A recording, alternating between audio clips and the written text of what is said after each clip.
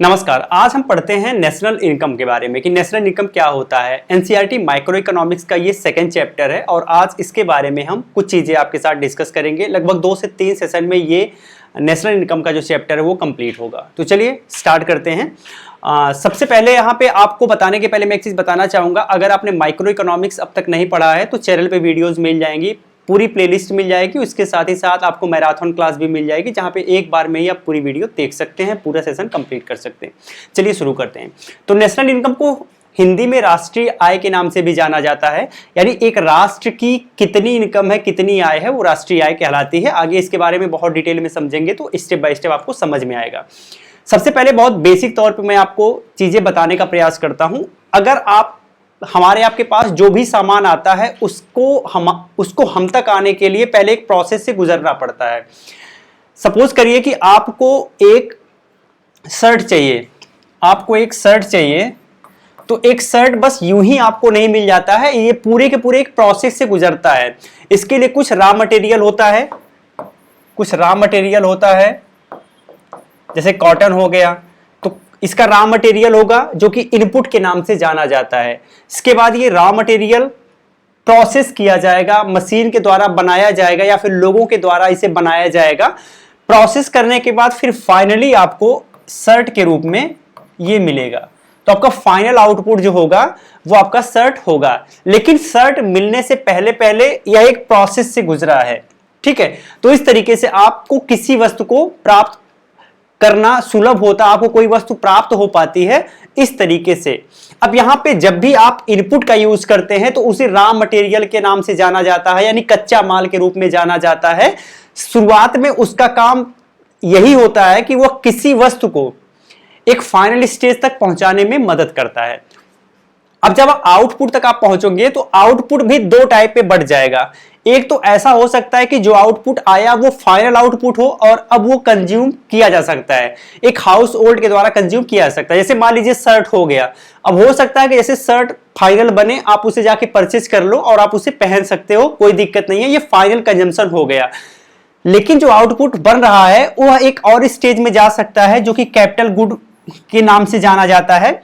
यानी कि capital good का मतलब यह है कि फिर से ये किसी प्रोडक्शन यूनिट में इसका उपयोग किया जाए, एक रॉ मटेरियल के रूप में इसका यूज किया जा सकता है, ठीक है। जैसे एग्जांपल के रूप में मान लीजिए कि आपने गेहूं की फसल लगाई, ठीक है। आपने गेहूं की फसल लगाने के बाद गेहूं को काट लिया, काटने के बाद फाइनली आपने उसे सेल कर दिया।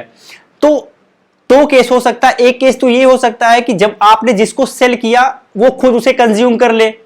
सेकंड ये हो सकता है कि वह किसी ब्रेड बनाने वाले को सेल कर दे। जब ब्रेड बनाने वाले को सेल करेगा तो उस गेहूं को वो अपने हिसाब से आटा में कन्वर्ट करेगा। आटा में कन्वर्ट करने के बाद फिर उसे ब्रेड बनाने में यूज करेगा। तो आप देखेंगे कि ये कैपिटल गुड के रूप में यूज हो गई है, ठीक है। जैसे कोई मशीनरी हो गई, कोई मशीनरी अगर बनाई गई है तो हो सकता है उसका फाइनल यूज भी किया जा सकता है, या फिर हो सकता है कि वह भी किसी प्रोसेस में यूज किया जाए। तो जो भी आउटपुट होता है या तो सीधे कंजम्पशन कर लिया जाता है या तो कैपिटल गुड के रूप में यूज किया जा सकता है।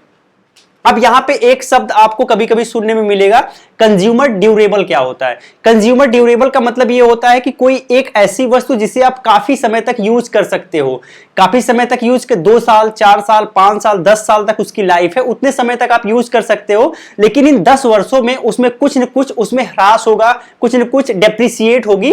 तो वो जो डेप्रिसिएशन होगा उसको आपको रिपेयर करना पड़ेगा, तो उसमें कुछ रिपेयर कॉस्ट आएगा। इन रिपेयर कॉस्ट को वियर करने के बाद उसे आप 8 से 10 साल तक यूज कर सकते हो। 10 साल के बाद उसकी लाइफ खत्म हो जाती है, तो हो सकता है फिर से आपको कोई नई वस्तु लेनी पड़े, ठीक है। तो उसे बोलते हैं कंज्यूमर ड्यूरेबल, जिसका ज्यादा समय तक यूज किया जा सकता हो। आगे बढ़ते हैं और यहां पे मैंने आपको बता दिया कंज्यूमर ड्यूरेबल के बारे में, ठीक है। उम्मीद करता हूं अच्छे से समझ गए होंगे। अब इंटरमीडिएट गुड्स क्या है इसके बारे में भी मैंने आपको बता दिया, फिर से एक बार बताता हूं, ठीक है।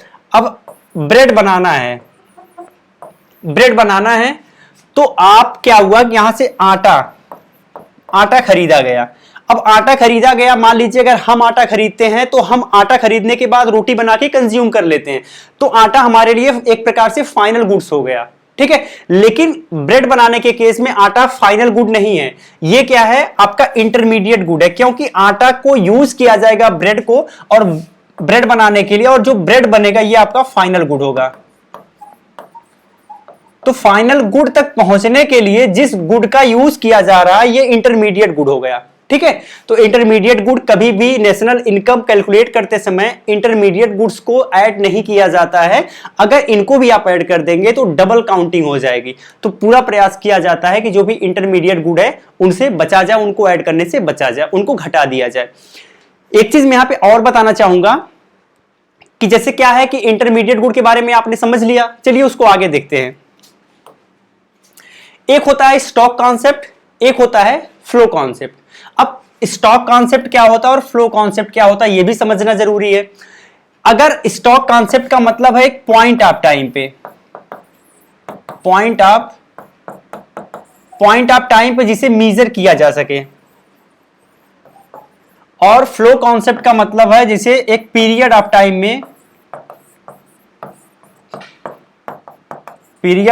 में मेजर किया जा सके, ठीक है।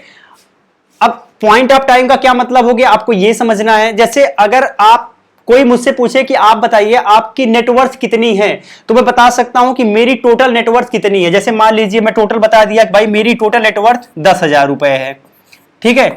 मैंने बता दिया भाई मेरी टोटल नेटवर्थ 10,000 रुपए है। लेकिन अगर आपसे कोई ये पूछे कि आपकी टोटल इनकम कितनी है, तो आप अपनी इनकम एक पीरियड ऑफ टाइम में, जैसे मान लीजिए 2023 से लेके 2024 के बीच में आपकी इनकम कितनी है, तो एक पीरियड हो गया, एक साल का एक पीरियड है, जिस एक साल में आपसे पूछा जा रहा है कि आपकी इनकम कितनी है। इसीलिए जब भी आप आईटीआर फाइल करते हैं तो वो एक पीरियड का होता है, एक फ्लो कॉन्सेप्ट होता है, जो कि एक वित्तीय वर्ष में आपका कितना इनकम है वो आप फाइल करते हो, ठीक है। ITR file, income tax return file करते हो। तो ये एक पीरियड ऑफ टाइम की बात होती है। इसी तरह जब भी हम नेशनल इनकम की बात करेंगे तो नेशनल इनकम एक पीरियड ऑफ टाइम की बात, हाँ ये एक पीरियड ऑफ टाइम की बात होती है इसमें, क्योंकि एक वित्त वर्ष, एक फाइनेंशियल ईयर को ध्यान रख के कैलकुलेट किया जाता है। अब इसीलिए ये फ्लो कॉन्सेप्ट है, ठीक है। अब आप समझ गए होंगे कि स्टॉक कॉन्सेप्ट क्या होता है और फ्लो कॉन्सेप्ट क्या होता है।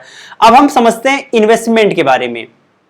इन्वेस्टमेंट का मतलब समझ रहे हो, जैसे मान लीजिए कोई भी फर्म है, तो इस फर्म में बहुत सारा इन्वेस्टमेंट करना पड़ता है, फिर फाइनली किसी वस्तु का प्रोडक्शन होता है। तो जो इन्वेस्टमेंट होता है वो एक होता है ग्रॉस इन्वेस्टमेंट, ठीक है, और दूसरा होता है net investment. Gross investment and net investment. अब ग्रॉस इन्वेस्टमेंट मतलब जो ओवरऑल जितना इन्वेस्टमेंट किया गया है वो आपका ग्रॉस इन्वेस्टमेंट में आ जाएगा। लेकिन जितना इन्वेस्टमेंट किया गया है उसमें कुछ घिसावट भी तो होती है, वो तो उसमें कुछ डेप्रिसिएशन भी होता है। जैसे मान लीजिए आपने कोई मशीन लगाई, तो मशीन का 10 साल का पीरियड है, 10 साल तक चलेगी, लेकिन इन 10 वर्षों में उसमें कुछ खराब होगा, कुछ नई चीजें उसमें ऐड ऑन करनी पड़ेगी, ठीक है। तो वो उसमें आपको खर्चे आएंगे, वो डेप्रिशिएट तो होगी ना, साल बाई साल उसमें आपके खर्चे बढ़ते जाएंगे। तो जो डेप्रिसिएशन है वो ग्रॉस में से निकाल देंगे तो नेट इन्वेस्टमेंट आ जाएगा। तो जब कभी भी आपको नेट इन्वेस्टमेंट फाइंड करना है तो आपको ग्रॉस में से डेप्रिसिएशन को घटा देना है। जैसे आप ग्रॉस में से डेप्रिसिएशन घटा देंगे, ये आपका नेट यानी फाइनल इन्वेस्टमेंट आ जाएगा, नेट इन्वेस्टमेंट आ जाएगा। तो आपने नेट इन्वेस्टमेंट का कॉन्सेप्ट समझ लिया। अब अगला हम पढ़ेंगे circular flow of national income. यहां से हमारा मेन टॉपिक स्टार्ट होता है। अब ये circular flow of national income क्या है, चलिए बताते हैं। यहां पे एक फर्म है, और यहां पे हाउस होल्ड्स हैं, ठीक है। फर्म का काम क्या है कि फर्म ने कोई वस्तु प्रोड्यूस किया,